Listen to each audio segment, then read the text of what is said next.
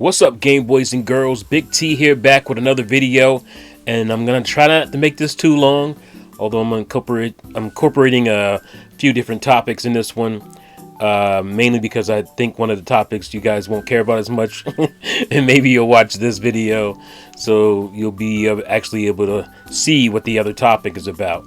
But mainly the first topic is about the Switch 2. Obviously, that's the thing that's on everybody's mind. Everybody's talking about Switch 2.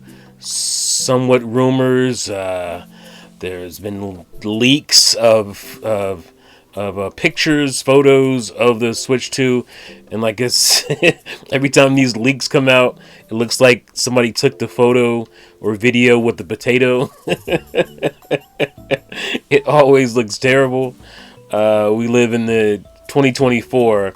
And like your crappiest camera has like a lot of megapixels in it, and it should be a nice clean picture no matter what at this point. But somehow these leaks come out and they're always on the crappiest phones, or I don't know, potatoes. Like I said, they take these things with. But recently, people have been talking about it, and we have been too as well on the. Let me turn this audio off here. On the Juice is Loose. We've been talking about it, and I realized I haven't really talked about it on my channel, just in case you guys don't watch or listen to the podcast. I haven't talked about like what my expectations are as far as when the console's coming out, stuff like that. So I do believe the console is coming out obviously in 2025. I think Nintendo talked about they're going to reveal the information on that within the fiscal year, so on or before March 2025. And so I think they probably wanted to do a January event, almost what they did with Switch 1, because it worked out really well for them, the cadence and all that. And they just, I don't know, maybe just got behind. Some things happened and they couldn't get it out in time. People, and Nintendo's already, if you look back in their history, they talk about when something's, consoles are going to be released or when they plan on it.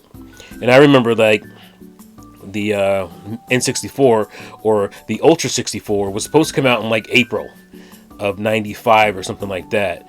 And that's a weird time. Maybe that would have been the January or the Japanese release, and then we would have got it in the States.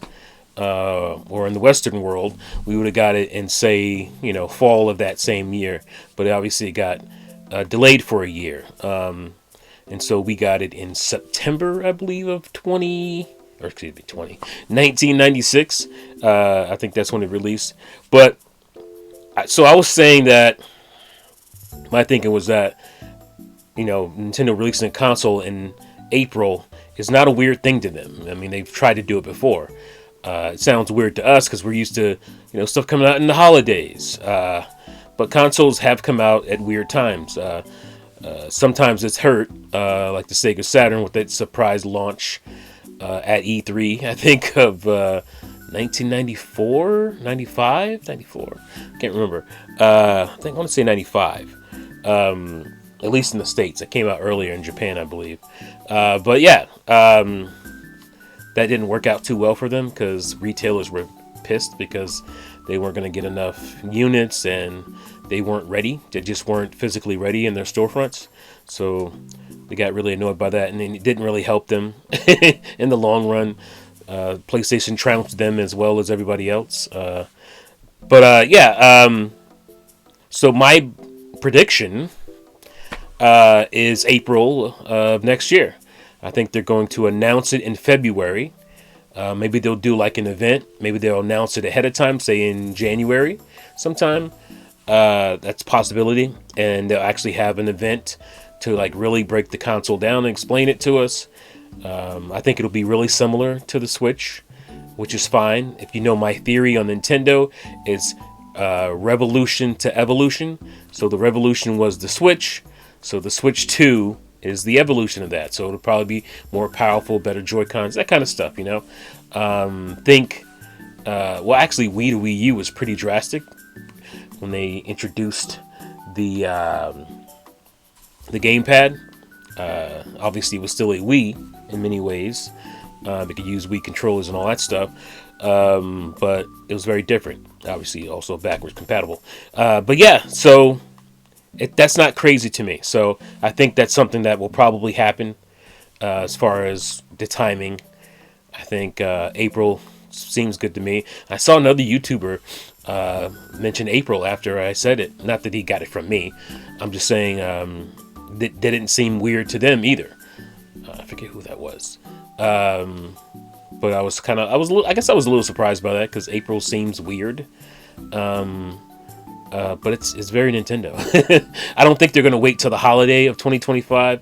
I just think that's crazy for them to wait that long. There's not enough compelling software. You want to go in with momentum. They said this themselves that they've screwed it up a lot of times. Pretty much every time. Maybe except for the Super Nintendo. They went into the Super Nintendo still doing really well with the NES. But like Super Nintendo to N64 was not terrible.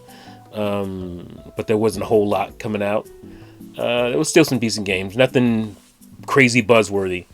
But yeah, after that, it was just got worse and worse. N64 to GameCube wasn't that great. GameCube to Wii was okay, but the Wii didn't do that great, so it was already kind of forgotten by 2006, the GameCube. So, and the Wii obviously was a huge, success, breath of fresh air, so on. But the Wii to Wii U was definitely not good. Nintendo was really relying on that Wii audience to come over to Wii U just because it said Wii U. But apparently they were all confused that the Wii U was just an add-on to the Wii and they didn't really care about it. That's what I keep hearing. It sounds like nonsense to me, but a lot of the Wii owners who were, not core gamers, maybe that was true for them. But to only sell 13 million units, 13.5 million units, you would think the core audience would be a little bigger and it would come over. But they were just kind of rocking it with their 3DSs, I guess. I don't know. But yeah, so that is my prediction. Blah, blah, blah. All right, now, so for the second part of the video, which probably should have been its own video, but like I said, I'm Trojan horsing you guys into watching this, is the timeline of gaming right now, especially for like retro gamers. That's what I meant mostly for retro gamers. Is really cool because there's so many really good ways to play retro games. I've done a few videos on how it can be expensive to be a retro gamer and how it can't be. Emulation is a great tool to utilize if you don't care about playing on original hardware. I do. I like that feel, that nostalgic feel, turning it on and hearing the chime if the console has it. You're going to miss that with emulation. You're not going to get that. So, and just the feel of controls, the controllers and all that for those games, a lot of, especially on the Nintendo side, games were made with the controller in mind. So for me, it's just like way better. Like I tried playing Mario 64 on a kind of GameCube style controller. It just does not feel right. The controller doesn't have the nuance. Other controllers don't have the nuance of movement that the N64 controller gets, which it really annoys me because people, a lot of people on the internet, on this website here, rag the N64 controller because it's like the cool thing to do. I don't know. It's very strange to me. I don't get it. But anyway, it's one of the best controllers, one of my favorite controllers of all time. If I can find, it's like where is this going? This is going, oh no, this is going to be a disaster for me to try to, I have no idea where, oh, there it is. It's like, oh my gosh, is that going to be, okay, I don't want to knock over my microphone and all kinds of stuff here. Let me unplug it that way. Don't pull my console off the shelf. Yeah, I adore this controller. I think it fits very comfortably. All this nonsense about how do you hold it? It's all fake YouTube nonsense. You play 2D, you hold it where the D-pad is. If you're playing a 3D game, you hold it where the analog stick is, and it feels very comfortable to hold like this. And you can reach all the buttons. It's perfectly laid out. Great controller, and I just love this. It just felt, for me at the time, it felt so futuristic to be able to like, oh man, you can throw your jumper pack in there, or your memory card, and just, my mind went crazy with all the peripheral ideas. But what I wanted to talk about is the fact that we're getting physical copies of games, especially on the N64. This is about N64, of games that were either canceled, not finished, and canceled, or I guess that pretty much covers the bases. Well, homebrews. Also, homebrews are pretty cool. If you don't know what homebrews are, they're just like, games. It's almost like a DLC thing. Like, somebody can go in and program like new levels for a game you already played, or a completely whole new game based on the architecture of, the previous game. And I'll show you example of that being Banjo Dreamy. That this is a homebrew game, so it's a full-on new adventure and new worlds and whatnot.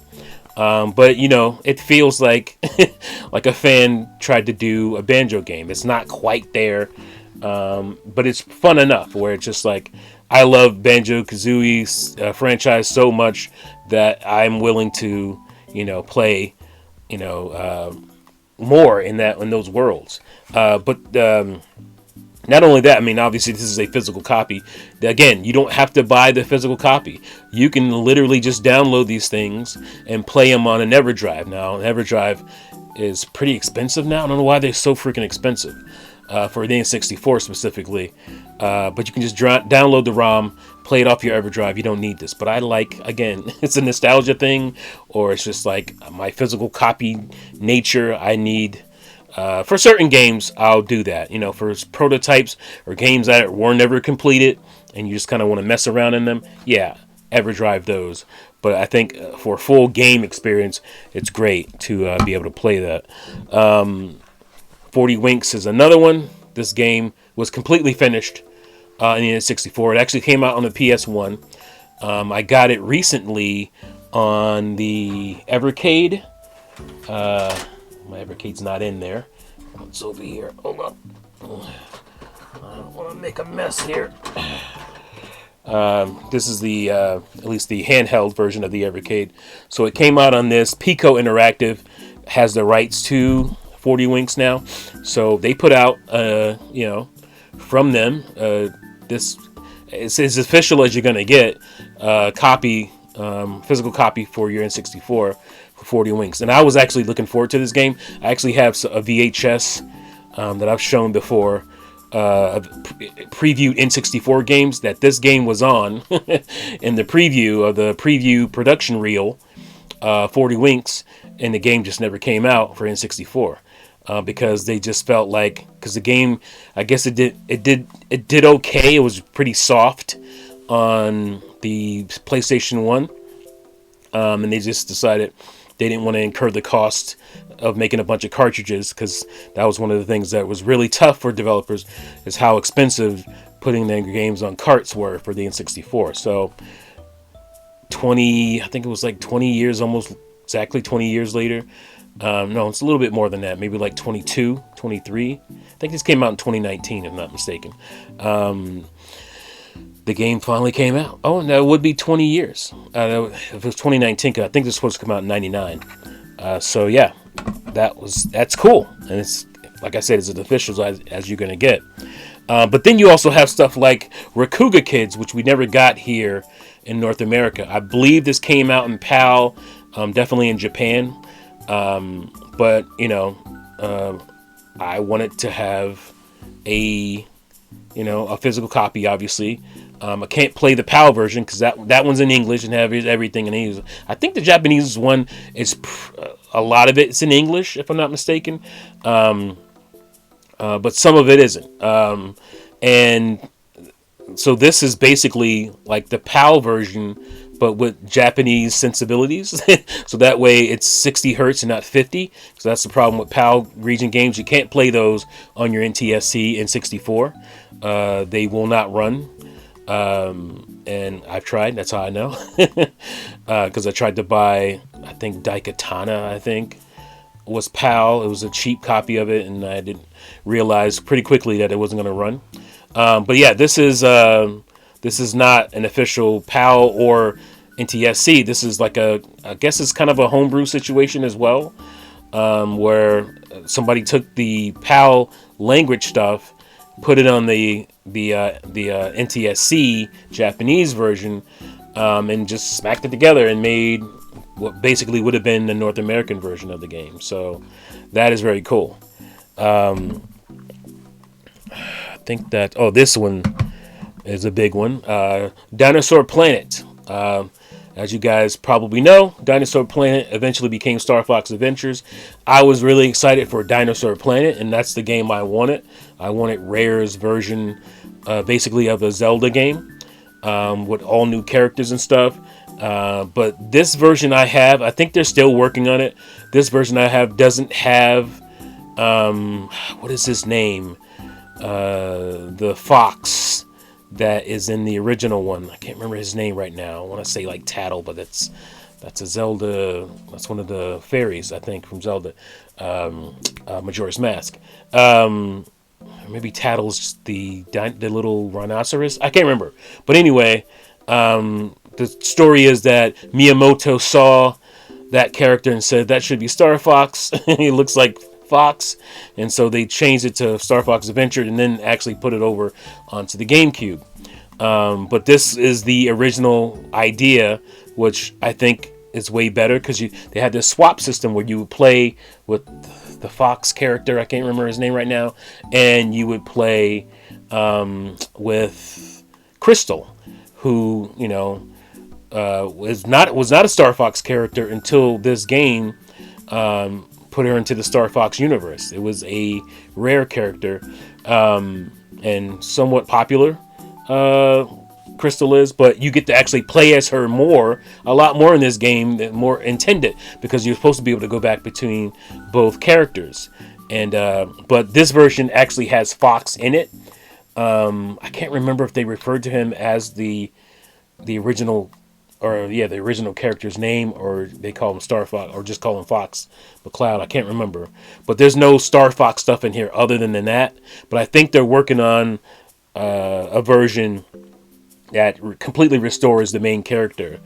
And so if that happens, I'll definitely dive on and get that one. But yeah, this is cool. Somebody made a physical copy of the game, got the original artwork from back in the day, from the probably in Nintendo Power, because I remember I spread in Nintendo Power about this game. I was really excited, and now we finally got it. Now this is the big one, because this game, as you all know, this is another big one, a GameCube game that was actually starting off as an N64 game. This game is Cubivore. This is one of the most expensive GameCube games. I looked it up. I've had this for a while, probably 10 years or so. It's not complete. Well, yeah, it's kind of complete. You can see it has like a Blockbuster Void sticker on there. But this, as good as it looks, is not an original instruction manual. It is a reproduction.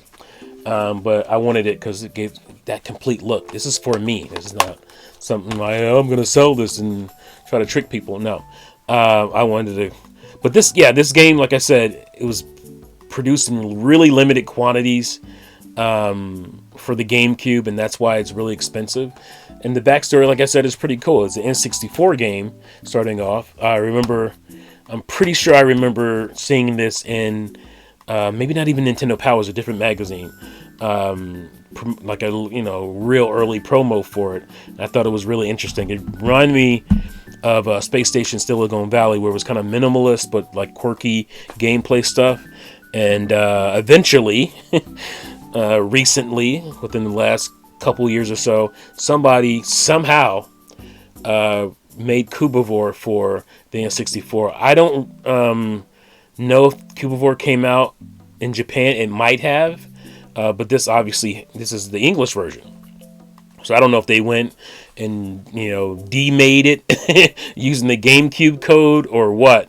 I mean, the GameCube game is just a higher resolution of an N64 game, so it's not like they went in and changed textures or anything. So if they were going to do a demake, it'd probably be pretty easy using the original game. But this is fantastic. Fantastic that I can actually have a N64 copy of Cubivore. I mean, that's pretty cool to me. And that's just, like I said, the timeline we live in. Now, the problem is, if you can see behind me, I don't have the boxes for all of my N64 games. You guys know I lost some to flooding, just water damage and all kinds of stuff. Had to toss them. And I've been slowly kind of buying them when it made sense. I don't want to blow my freaking, my bank account on it. So I'll get here and there. Some of these are repros as well. I'm pointing over here. None of the ones in front are. Those are all authentic cases, but a lot of the N64 boxes are like sometimes 3 and 4 times more expensive than the loose cart. The box it comes in, because again, it's a cardboard box. So if you have a cardboard box from 30 years ago, the value is pretty high because it's something that easily can wither away with the elements and whatnot. So that's why a lot of N64 boxes are just way more expensive than the carts of the game itself. So as you see here, I have mine stored laying down so you can see the labels. For whatever reasons, N64 games didn't have a top label like Super Nintendo does. I don't know if you can see my Super Nintendo games. I think they're behind my head. Yeah, back. This is really hard to do. They're right there, but you can't really see because my little Bob Marley bobblehead thing is standing in the way. But they have top labels, so you can see what the game is if you display them laid down. But in 64, you couldn't do that. So as you can see, I bought a bunch of labels so you can see my games. But the problem is, now that I'm getting these repro games and whatnot, what do I do with those? Well, some guy, some amazing human being, again, this timeline we're in, made end labels or top labels for repro, or excuse me, not repro, for homebrew stuff, as well as, like I said, unreleased games. So I should have been showing you this but I know I wanted to do it this way. So as you can see, I actually have top labels for these games that were never released on the N64. So I think there was around 296 North American games that came out for the N64. So I already had the labels for all of those, right? And that's what's mostly going on back here. But as I went out, I got the Japanese version of Mario 64 that has Rumble, the Shindo version of Mario 64. So it was like, oh, now my Shindo version, or my original version of Mario 64 is not gonna, or vice versa, is not going to have a label. But now, since I bought a new set of labels, I can still label something like that. But even cooler is that now I got labels for games that I plan on getting.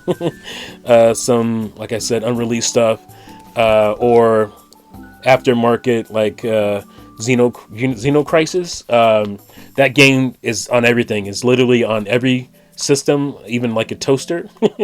they put that game on everything. So one that I recently picked up, is it on this set here? But I want you to see Slasher Kart 64 is a pretty cool mod, or repro, or not repro, but homebrew of Mario Kart 64. But it has like classic slasher characters like Jason and Freddy Krueger and Michael Myers.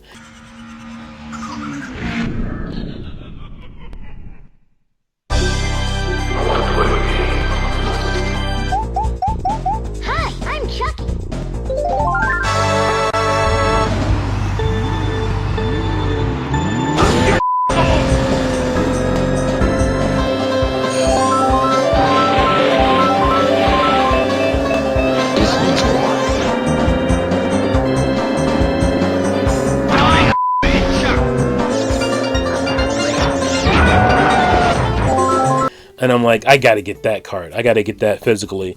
And I recently picked up Viewpoint. This is an authentic. This was a real game right here that was being made for the N64 that just never came out, and it's really good. It is a Star Fox-esque kind of shooter, 3D shooter. And it looks, I saw the gameplay and I was like, man, that would have been a really good game for the N64. I think it was not quite finished, and then like fans finished it up. And so, I mean, how cool is that? I mean, that's, for a retro gamer like myself, that's really cool. I'm trying to see. Oh, here's another one that I never had a label for, but now that I do.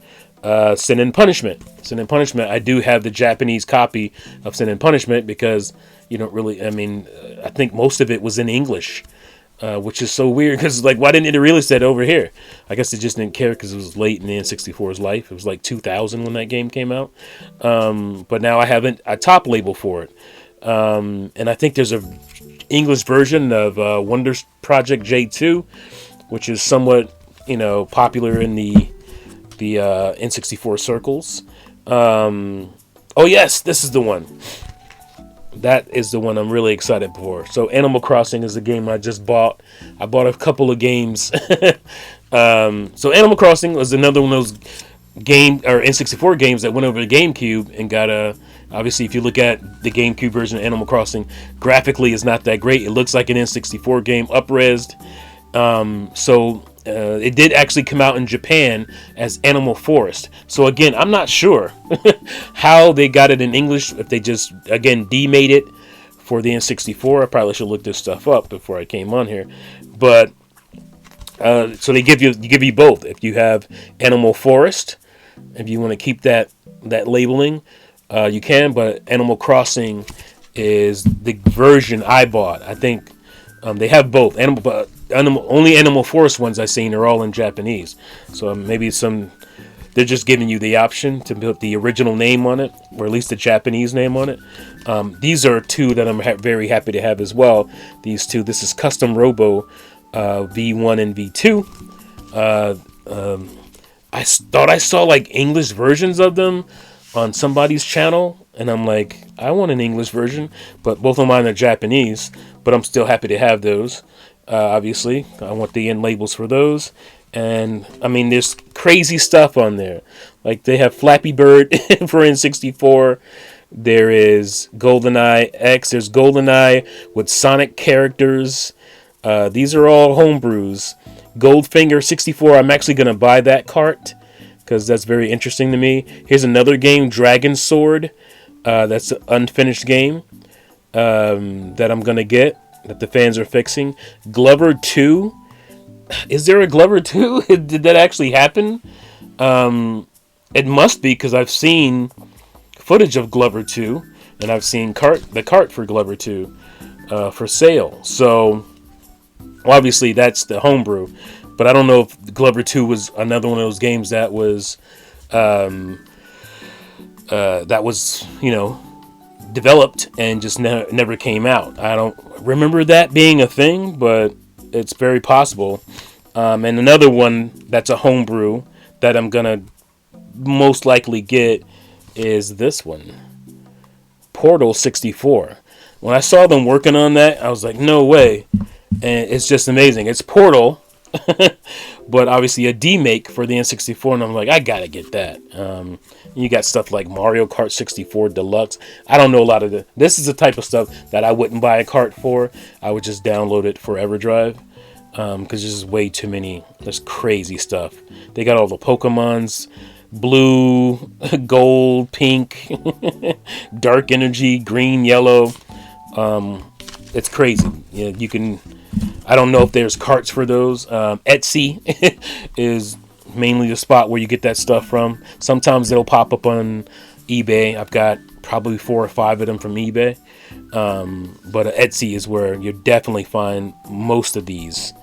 And again, I just think it's cool that fans are able to take these homebrews, or able to take unfinished games or games that were canceled, and put them on carts and put them on physical media, which I love. I'm a big fan of. Here's another one. Wave Race. So there's also a Shindo version of Wave Race where you can have Rumble. Only came out in Japan. Today they would call that DLC or not a DLC. It'd be a patch, right? You patch that in once you implemented Rumble in these these early, if not launch titles of the N64, where the Rumble wasn't a feature yet. And it's really cool. I wish Nintendo did that more with more games. I mean, there's not really that many more. I think the original Turok didn't have Rumble.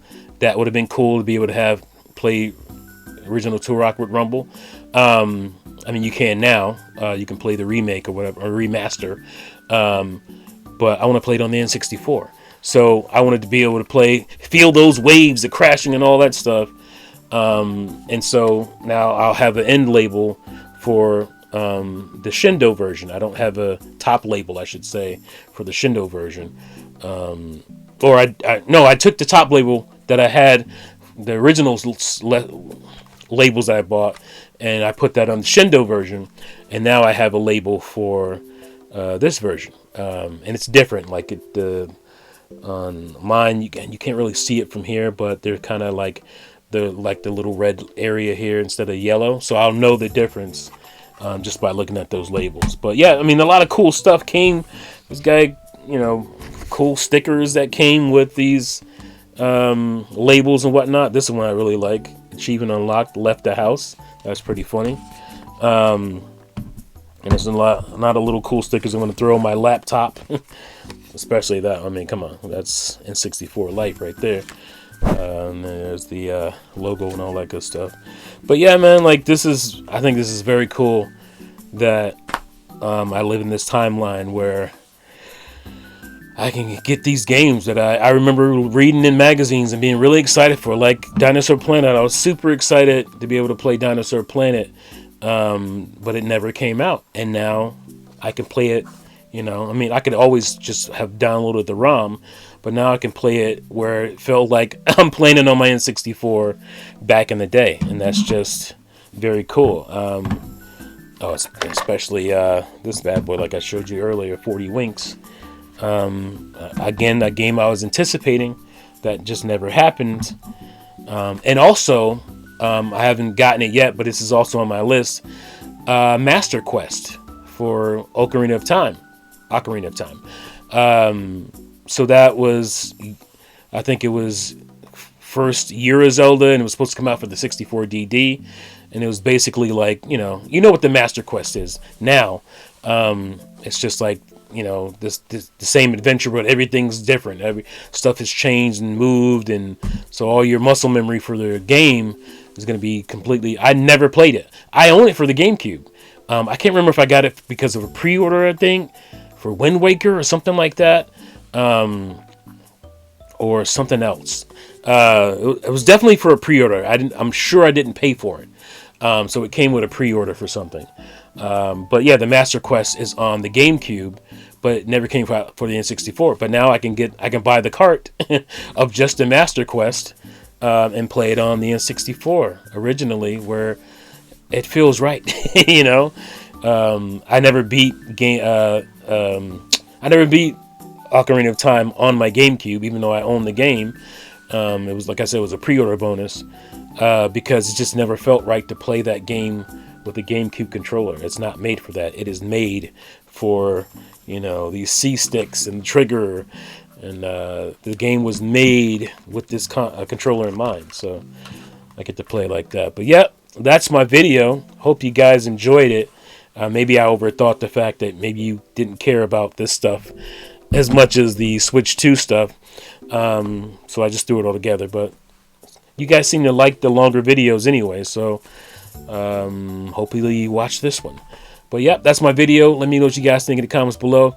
What do you think about the Switch 2 when it's coming out? You think I'm crazy off on my predictions or not? Let me know what yours are in the comments below. And also, what do you think about this timeline of retro gaming we're in right now, where we can get physical copies of all this stuff? Obviously, they have Repro. That's been around for disc-based stuff, but now, cartridge stuff, I don't think it has been around as long. I could be wrong. I'm probably wrong on that. I just haven't really been paying attention to it. But yeah, cartridge-based stuff, it's a lot easier. It's a lot cheaper. So I see it a whole lot more where you see repros, and that's cool. Like, I can play it on the original hardware and get that experience of playing it that way, and not have to spend a kabillion bucks on a copy of Earthbound or whatever carts out there, Hatsune or something like that, where it's hundreds and hundreds of dollars, or Terranigma. I don't know if it's behind me or not. I think I moved it over there. For Super Nintendo, which we never got over here. You can spend hundreds of dollars on the original PAL region copy, or you can just get the repro for $50. I think that's cool. That's a cool option. It's not like they're making money off this stuff anyway. So somebody's making money, people who are producing these carts. So that's cool. But yeah, that's my video. Let me know what you guys think in the comments below. Thank you again for watching and listening, and see you fools next time. Peace out.